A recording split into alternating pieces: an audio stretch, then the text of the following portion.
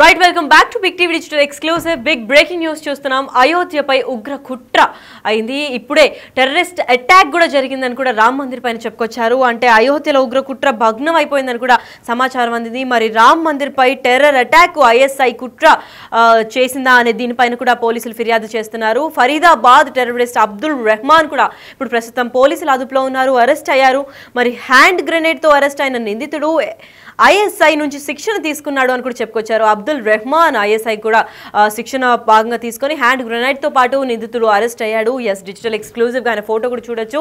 One of the terrorist group కి ఈయన పనిచేసి అక్కడే శిక్షణ కూడా తీసుకున్నారు. దాని భాగంగానే ఇప్పుడు రామ్ మందిర్ పైన కూడా ఉగ్ర కుట్ర కూడా చేశారు అండ్ టెర్రర్ అటాక్ కూడా అయిందని చెప్పుకోవచ్చు. ఇప్పుడు హర్యానా, గుజరాత్ ఏటీఎస్ పోలీసులు జాయింట్ ఆపరేషన్ చేపట్టారు. దానికి భాగంగానే ఈ కుట్ర వెనుక ఐఎస్ఐ ఉందని కూడా అనుమానాలు వ్యక్తం చేస్తున్నారు. అసలు సడన్ గా ఇంత పెద్ద కుట్ర ఎందుకు రామ్ మందిర్ పైన, అంటే అయోధ్య పైన మళ్ళీ కుట్రలు ఇంకా టెర్రర్ అటాక్స్ కూడా ఎందుకు స్టార్ట్ అవుతున్నాయని చెప్పి ప్రతి ఒక్కరి గుండెల్లో కూడా భయం మొదలైంది. అసలు ఏం జరుగుతోంది, అసలు అయోధ్య పైన సడన్ గా దాడి చేయడానికి పాకిస్తానే కారణమా అని కూడా పలు అనుమానాలు కూడా వ్యక్తం అవుతున్నాయి. అయితే ఈ ఘటన పైన మరింత సమాచారం అందివ్వడానికి మా ప్రతినిధి శివ కూడా లైన్ లో ఉన్నారు. శివ, చెప్పండి, అసలు అయోధ్య పైన టెర్రర్ అటాక్ అనగానే ప్రతి ఒక్కరి గుండెల్లో కూడా భయం మొదలవుతుంది. అసలు దీనికి సంబంధించిన అప్డేట్స్ ఏంటి శివ? లక్ష్మి, అయోధ్య రామ మందిరం సంబంధించి పోలీసులు రామ మందిరంపై టెర్రర్ అటాక్ కు సంబంధించి ఐసిస్ కుట్ర పని దానిలో భాగంగానే ఫరీదాబాద్ లోని టెర్రరిస్ట్ అబ్దుల్ రెహమాన్ ను పోలీసులు అదుపులో తీసుకుని విచారణ కొనసాగిస్తున్నారు.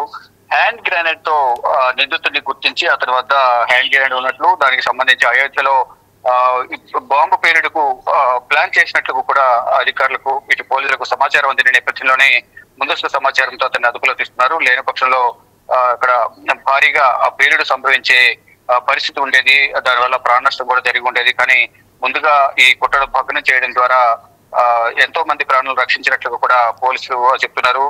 ఐఎస్ఐ నుంచి శిక్షణ తీసుకున్నారు Abdul Rehman. Haryana, Gujarat anti terrorist squad ఏదైతే ఏటీఎస్ పోలీసులు జాయింట్ ఆపరేషన్ నిర్వహించి అబ్దుల్ రెహమాన్ ను అదుపులో తీసుకున్నారు. ఈ కుట్ర వెనుక ఐఎస్ఐ ఉందనేది అనుమానం వ్యక్తం చేస్తున్నారు. ఈ రెహమాన్ ను ప్రజెంట్ అయితే దర్యాప్తు విచారిస్తున్నారు, అదుపులో తీసుకుని దర్యాప్తు కొనసాగిస్తున్నారు. ఎవరు ఈ కుట్ర వెనుక, హస్తం ఎవరికి ఉంది, ఎవరు ఉన్నారు దీని వెనుక, ఐసిస్ ఇంకేమైనా వేరే ఉగ్రవాద సంస్థలు వీరి వెనుక ఉన్నాయా, ఎందుకు దాడి చేయాలని నిర్ణయించుకున్నారనే కోణంలో కూడా ప్రధానంగా అబ్దుల్ రెహమాన్ అదుపులో తీసుకుని విచారిస్తున్నారు. వారితో పాటు ఇప్పటి వరకు ఎవరెవరితో ఫోన్ లో కాంటాక్ట్ లో ఉన్నారు, ఎవరితో మాట్లాడారు, వారి కుటుంబ సభ్యుల బ్యాక్గ్రౌండ్ ఏంటి అనే కోణంలో కూడా పోలీసులు, ఏటీఎస్ పోలీసులు జాయింట్ ఆపరేషన్ ఏదైతే రెండు రాష్ట్రాలకు సంబంధించిన హర్యానా, గుజరాత్ ఏటీఎస్ పోలీసులు జాయింట్ ఆపరేషన్ అయితే ప్రజెంట్ కొనసాగుతుంది. ఇటు అబ్దుల్ రెహమాన్ సంబంధించిన కొంతమంది కుటుంబ సభ్యుల నుంచి కూడా వివరాలు సేకరిస్తూ ఉన్నారు.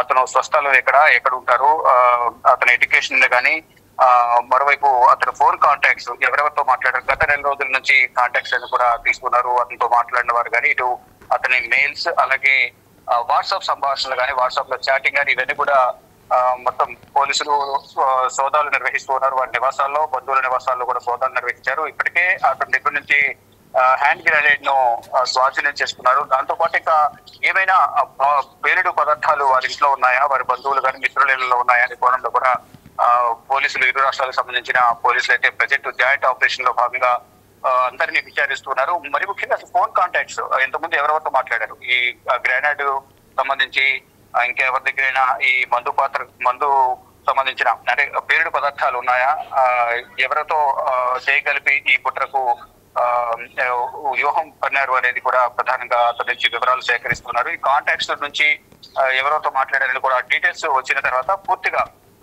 ఎవరి హస్తం ఉంది, ఎవరితో ఇతరు గత 2 రోజులకి ఎవరితో ఫోన్ లో మాట్లాడుతున్నాడు, ఈ కుట్రకు ఎందుకు పూనుకున్నారు అనే అంశాలపై కూడా ప్రధానంగా అతని నుంచి వివరాలు సేకరించేందుకు కాంటాక్ట్స్ అన్ని కూడా వెలికి తీసుకున్నారు. మరి ముఖ్యంగా వాట్సాప్ కాల్స్, వాట్సాప్ చాటింగ్ ఏదైతుందో ఆ చాటింగ్ సంబంధించి కూడా వివరాలు, కొంత ఆధారాలు సేకరించినట్టుగా తెలుస్తుంది. దీనిపై లోతైన దర్యాప్తు చేసి దీనికి సంబంధించిన వీరు వెనక ఎవరున్నారనే కోణంలో కూడా దర్యాప్తు కొనసాగించి వారందరూ కూడా అదుపులో తీసుకుని కఠినంగా శిక్షించే అవకాశం ఉన్నట్టు కూడా తెలుస్తోంది. Lakshmi, right, thank you so much for the information Shiva.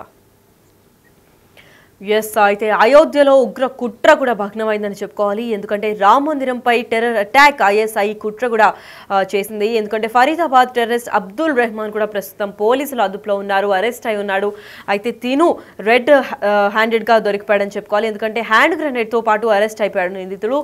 ISI నుంచి శిక్షణ కూడా తీసుకున్నాడని కూడా అబ్దుల్ రెహమాన్ చెప్పుకొచ్చాడు. మరి హర్యానా, గుజరాత్ ఏటీఎస్ పోలీసులు కూడా జాయింట్ ఆపరేషన్ నిర్వహిస్తున్నారు. అయితే ఇదే నేపథ్యంలో తినని పట్టుకున్నట్టు కూడా పోలీసులు చెప్పారు. ఈ కుట్ర వెనుక ఐఎస్ఐ ఉందని కూడా అనుమానాలు వ్యక్తం చేస్తున్నారు. అసలు ఇక్కడ ఏం జరుగుతోంది, అయోధ్యపై మరొకసారి పాకిస్తాన్ దాడి చేయబోతుందా లేదా అని చెప్పి చేసే ప్రయత్నంలోనే తినని ఇప్పుడు ప్రస్తుతం అరెస్ట్ చేశారు. మరి అబ్దుల్ రెహమాన్ ఏమన్నా బయట పెడతాడా, లేదంటే తన కాల్ లాగ్స్ లేదా వాట్సాప్ చాటింగ్స్ ఏమన్నా బయటకు వచ్చిన తర్వాత అసలు ప్లాన్ ఏంటి అని పోలీసులు కూడా అర్థమయ్యే ఛాన్స్ అయితే కనిపిస్తుంది. ప్రస్తుతం ఇరు రాష్ట్రాలు అంటే హర్యానా, ఇటుపక్క గుజరాత్ ఏటీఎస్ పోలీసులు జాయింట్ ఆపరేషన్ నిర్వహిస్తున్నారు. కాబట్టి ప్రస్తుతం ఇప్పటికైతే అబ్దుల్ రెహమాన్ కూడా పోలీసులు అదుపులో ఉన్నారు. మరి విచారణ అనంతరం అసలు నిజాలు ఏంటి, అయోధ్య పైన నిజంగానే దాడి ఉందా, లేదంటే పాకిస్తాన్ చేసే మరొక కుట్ర అని కూడా బయటకు వచ్చే నిజాలు అసలు ఏం జరుగుతుంది అని కూడా పోలీసులు మరికొద్ది సేపట్లో బయట పెట్టనున్నారు.